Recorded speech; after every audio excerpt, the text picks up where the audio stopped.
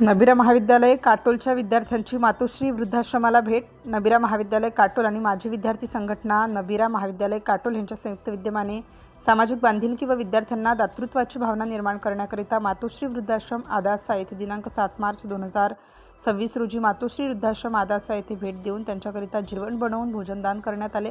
Doctor Puneet Raut, doctor Gurudas नेहारे यांच्या प्रयत्नाने महाविद्यालयातील 120 विद्यार्थ्यांनी भेट दिली। अतिशय सुंदर अशा परिसरात ज्येष्ठ नागरिकांसोबत विद्यार्थ्यांनी वेळ घालवून जीवनाचा सार, संघर्ष, अडचणी आणि त्यावर मात कशी करायची या सर्व बाबी जवळून समजून घेतल्या। वृद्धांनी आपल्या अनुभवातून संकटाला हसत हसत सामोरे का जायचे याबाबत गुरुमंत्र दिला।